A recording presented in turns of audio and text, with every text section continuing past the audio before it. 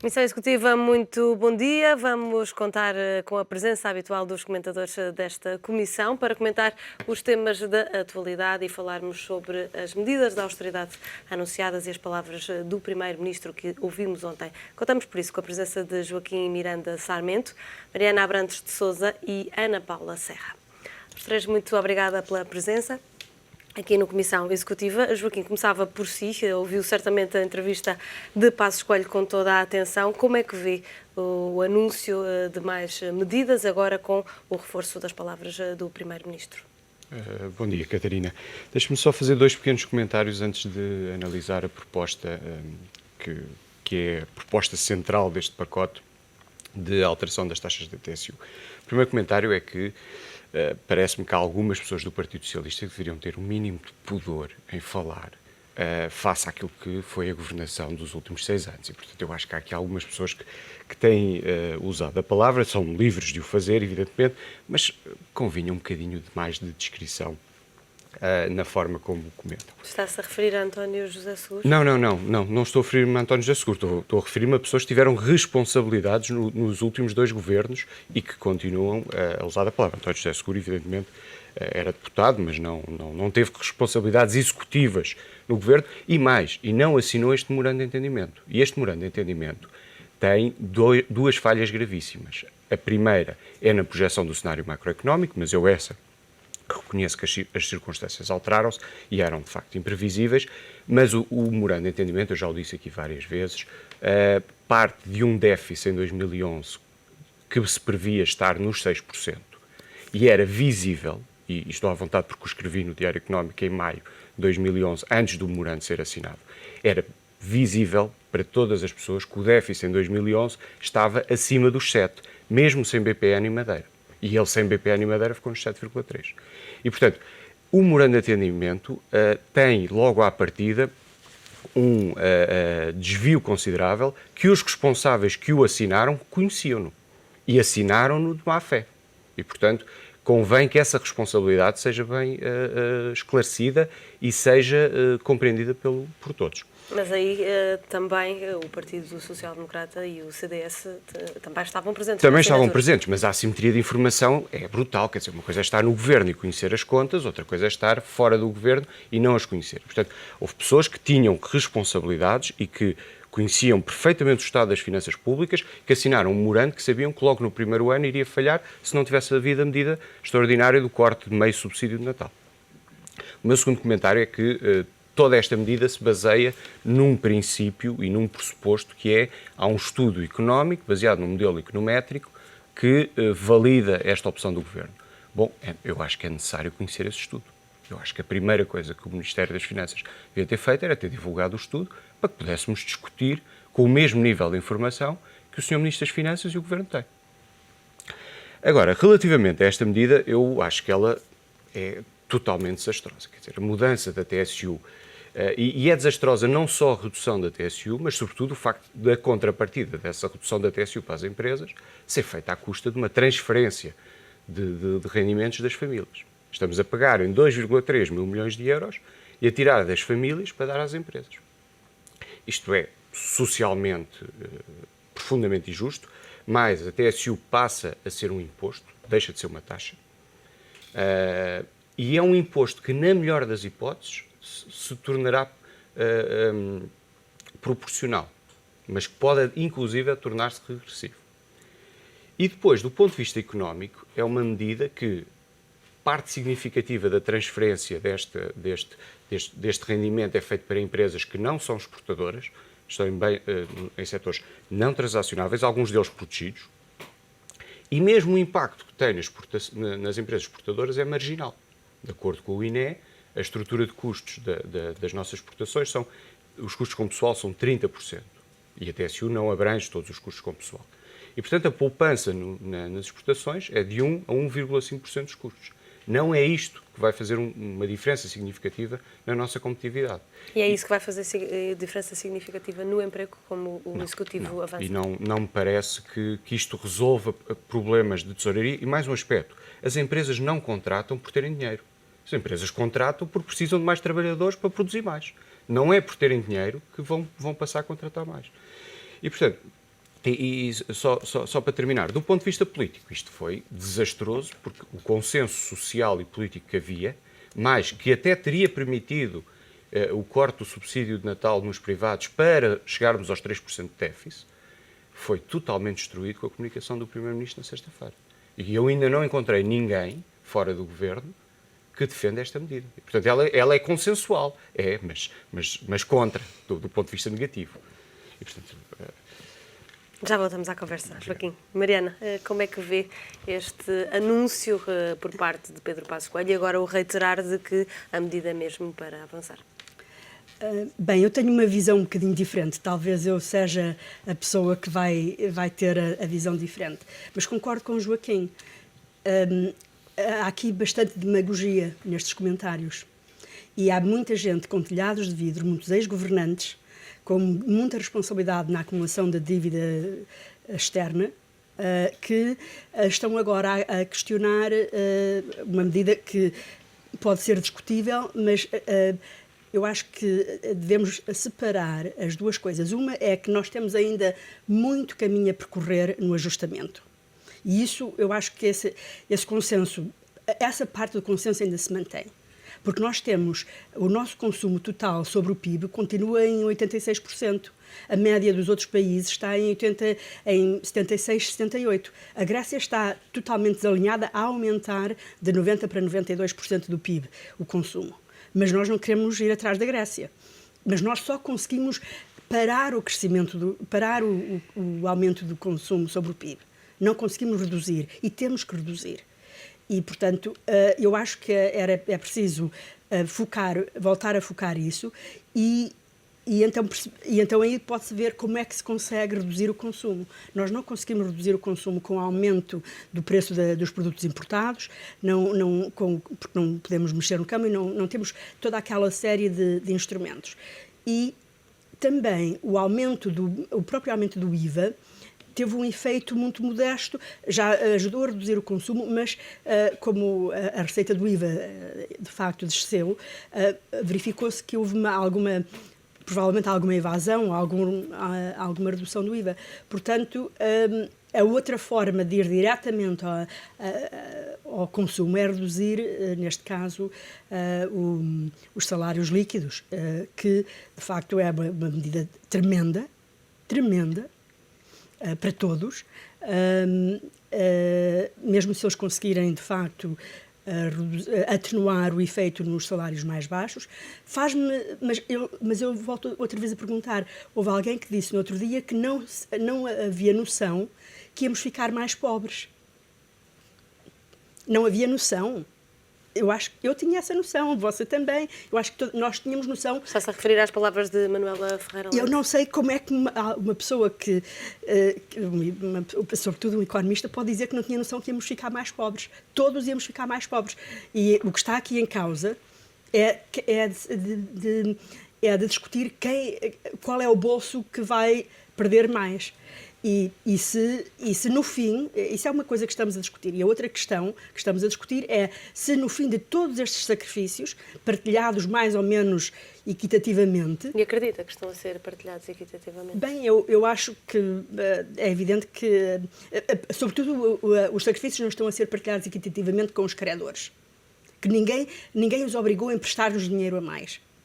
E, portanto, nós devíamos também ter aliás, uma das discussões que eu acho que falta fazer é como é que estão as nossas negociações com os credores. Mas aqui uma coisa importante fala-se da potencial inconstitucionalidade de reduzir os salários. E não se fala da inconstitucionalidade de pagar salários à custa de dívida que deixamos para os netos. Porque na nossa Constituição não temos um limite de dívida. Talvez devia lá estar. Para podermos pôr as duas coisas nos dois pratos da balança. Ana Paula, partilha da opinião do Joaquim ou vê como a Mariana a visão mais deste lado? Bom dia, antes de mais, muito obrigada pelo convite, que partilho de facto mais da visão do Joaquim. Devo dizer, antes de mais, que não está em causa a questão de virmos a cumprir e a pagar aquilo que de facto devemos e que onde devemos respeitar as nossas dívidas, e não é isso que está em discussão agora, é de facto os caminhos que devemos encontrar para que possamos chegar lá, não é? Onde que a economia que não desapareça antes de facto depois cumprirmos as metas.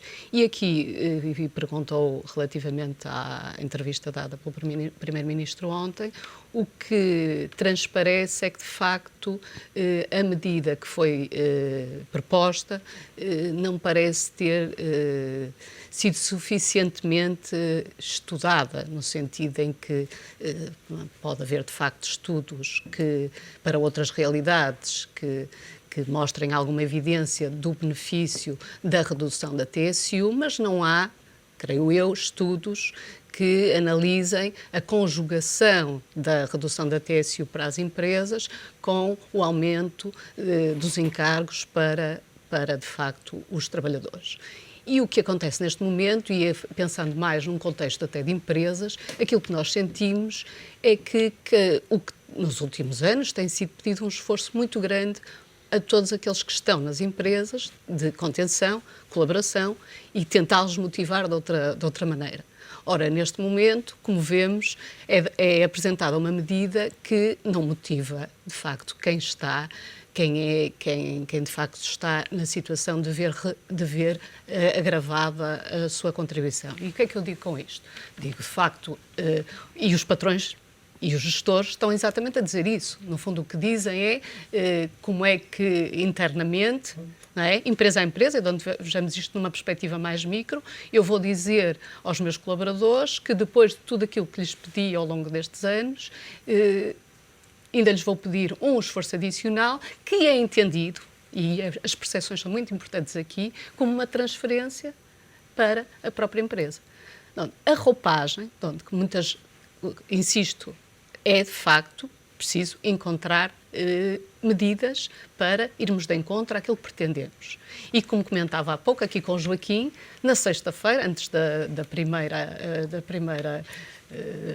primeiras declarações do seu Primeiro-Ministro, todos estávamos à espera de medidas que iam reduzir o nosso rendimento disponível. Não estávamos à espera de uma medida que tem uma roupagem ideológica que destrói, ainda por cima, o principal ativo que toda a gente evidencia, toda a gente refere, que é, de facto, esse consenso social. E de onde que, internamente, eu tenho os colaboradores, os trabalhadores a ganhar menos e menos motivados e, eventualmente, menos produtivos. E de onde o que é que nós queremos? Vai ter o efeito precisamente contrário ao que não necessariamente contrário, de onde que não tem que ser o efeito contrário, mas não terá o mesmo efeito que teria outra medida que poderia atingir os objetivos pretendidos. Joaquim, podemos caminhar para uma situação de maior convulsão ou instabilidade social? Eu julgo que aquilo que, e pegando também um bocadinho nas palavras da Ana Paula, eu julgo que aquilo que mais incomoda os portugueses neste momento são 3 aspectos fundamentais. O primeiro é que assistimos a uma revisão das metas do déficit, porque o objetivo deste ano falhou totalmente. E, portanto, os portugueses assistiram a sacrifícios continuados nos últimos 3 anos e continuamos, ano após ano, a falhar as metas do déficit orçamental. E, portanto, esta revisão não é para reduzir o sacrifício, é sim para compensar esse falhanço, que, diga-se que, em parte, vem do tal problema original do memorando de entendimento. Em parte apenas. A segunda questão que está, creio eu, a incomodar os portugueses é claramente esta transferência de 2,3 mil milhões de euros das famílias para as empresas. Eu digo, muitas delas, e desculpe citar nomes, mas a banca, a EDP, a PT, conjunto de outras empresas que ainda por cima têm posições bastante fortes nos mercados em questão, vão ter benefícios de dezenas de milhões de euros à custa desta transferência das famílias para as empresas. Mas o aspecto que eu considero mais crucial e que neste momento coloca o desânimo nas pessoas, e daí que esta medida tenha gerado um consenso na sua rejeição, é que ainda ninguém nos disse o que é que queremos para o país daqui a 2 ou daqui a 4 anos. E nós vamos fazer um ajustamento de um déficit real deste ano de 6 ponto qualquer coisa para 4,5 no próximo ano. e é um ajustamento de 2 pontos percentuais do PIB, 5 mil milhões de euros. E depois como é que vamos fazer o ajustamento de 2013 para 2014, que é de montante igual? Vamos fazer um novo pacote de austeridade? Quer dizer, vamos agravar ainda mais? Como é que, quer dizer, o Sr. Ministro das Finanças explica como é que faz o ajustamento de 2012, de um déficit muito longe daquilo que eram os seus objetivos, para 2013. E diz, o meu ajustamento são 5 mil milhões e é feito desta forma. E os próximos 5 mil milhões? É que ninguém tem ideia. Espera-se o agravamento, então, das medidas daqui para a frente, até que estes ajustamentos se concretizem. O problema é esse, é que ninguém diz claramente qual é o plano a médio prazo. O plano é sempre para o ano seguinte. E como agravante é que o corte da despesa, quando o Governo tomou posse em 2011, era para 2012, chegámos ao Orçamento de Estado para 2012, vai ser para 2013, agora já vai ser para 2014. Quer dizer, e as pessoas vão assistindo a este apresentar das medidas de forma desgarrada e sem qualquer estratégia, e evidentemente vão desmoralizando. E pergunto, então, de 2013 para 2014, vamos ter outro pacote igual? Estamos a chegar a uma situação insustentável. Isso parece-me claramente evidente. E esta medida, volto a frisar, politicamente destruiu todo o consenso político e social que existia e que era o grande ativo deste último ano, independentemente de boas ou más medidas que o Governo tenha tido e de alguns insucessos em algumas reformas, mas de facto este Governo tinha conseguido colocar o país numa linha diferente daquilo que era, por analogia, a Grécia. E eu não sei se esta medida não nos aproximou outra vez dessa linha de conflito social, não, penso que não ao nível daquilo que sucede na Grécia, mas de conflito social e de conflito político que neste momento não precisávamos de todo. Mariana, podemos correr o risco de nos aproximarmos neste sentido da Grécia, de alguma forma com maior instabilidade social, com estas sucessivas medidas, uma espécie de solução tampão? O risco de instabilidade numa situação como a nossa é sempre presente e mesmo quando há consenso, é sempre um consenso muito ténue, porque os sacrifícios são terríveis. De facto, mas eu não vejo as coisas da mesma forma, porque eu acho que é muito claro para onde é que nós temos que caminhar. Nós temos que caminhar para a redução do consumo, aumento da poupança e a redução para poder aliviar toda a despesa pública, e temos que caminhar para o equilíbrio da balança de transações correntes, que melhorou bastante, com base na redução das importações, incluindo, por exemplo, a redução de importações de automóveis, mas temos que... e um aumento das exportações. Portanto, eu acho que os objetivos são muito claros. Aliás, talvez... E consegue mudar-se o paradigma económico de Portugal? Exato, e é isso que está em causa. E é isso que as pessoas ainda não tinham internalizado. A forma como eu interpreto esta reação é que as pessoas só agora perceberam o que é que está verdadeiramente em causa e a mudança de fundo que é necessária no paradigma. E precisamente uma das coisas que eu acho curioso é que quando nós falamos de aumentos de impostos, as pessoas reclamam. Mas quando falamos de cortes em algumas despesas injustificadas, as pessoas, há uma resistência ainda mais feroz. Mas, Mariana, se me permite, eu acho que praticamente todos os portugueses há mais de um ano que se capacitaram que não só iam perder rendimento, como iam ter que fazer sacrifícios. Eu acho que se esta medida do aumento da TSU fosse uma medida para chegar aos 3% do déficit em 2013, não seria positiva do ponto de vista económico, não estou a dizer isso, mas eu tenho sérias dúvidas se tivesse gerado esta polémica e este antagonismo. E, portanto, as pessoas já se mentalizaram que estão e os próximos anos vão ser anos de sacrifício, de redução de consumo, de dificuldades, e muitas delas pela pior maneira, que é pela via do desemprego.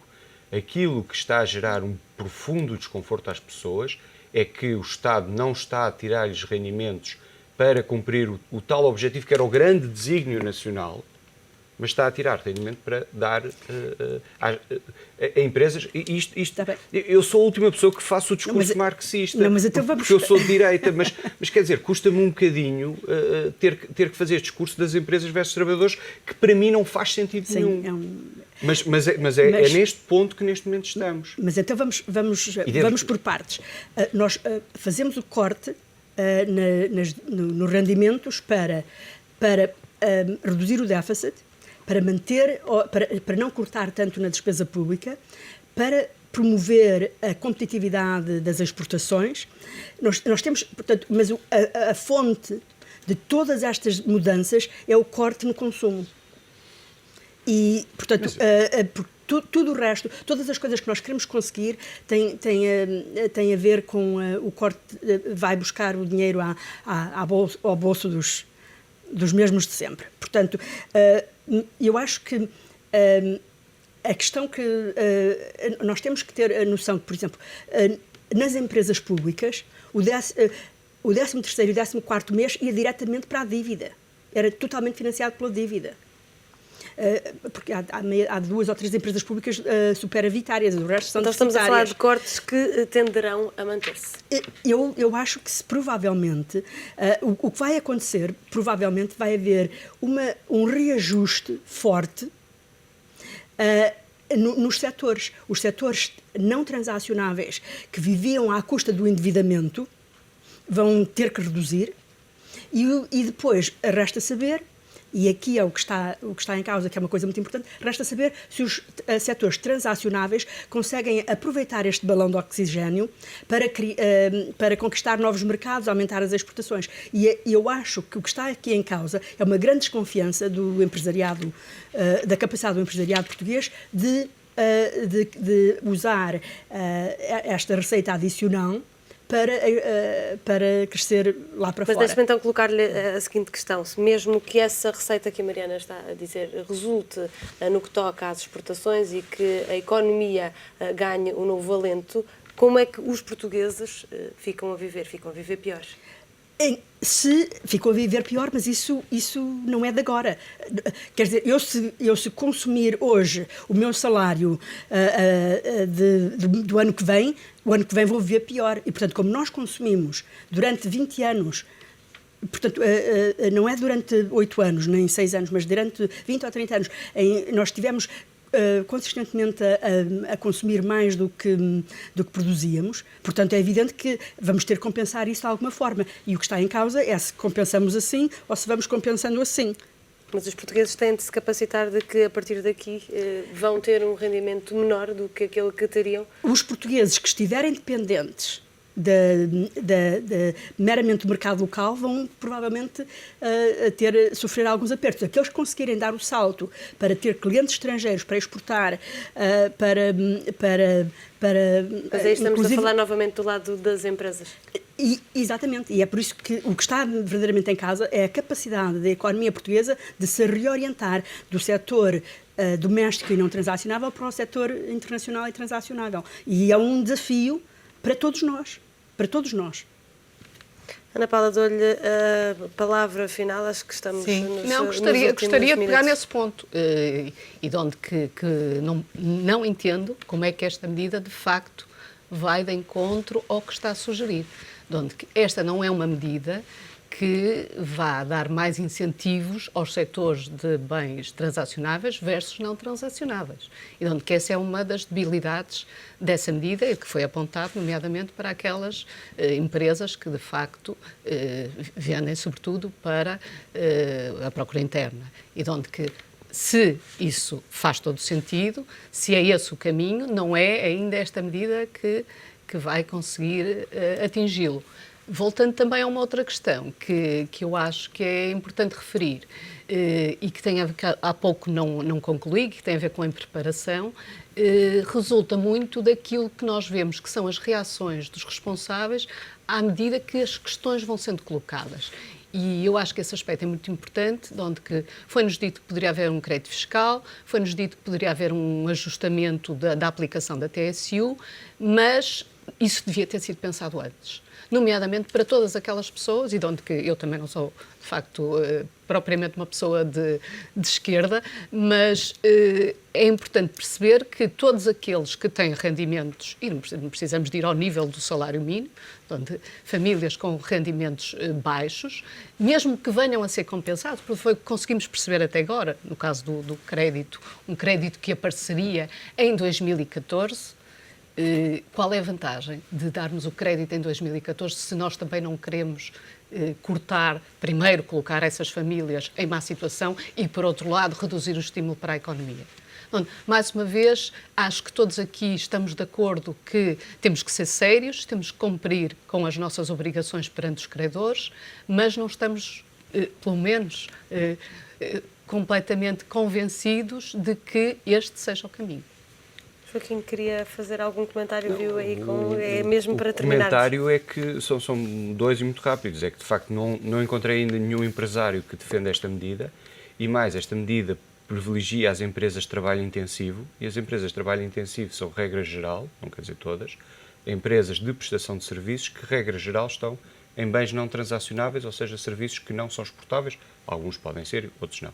E, portanto, estamos a privilegiar, estamos a aumentar a rentabilidade, sobretudo, dos setores não transacionáveis, mais uma vez. Muito obrigada aos três pela presença nesta Comissão Executiva.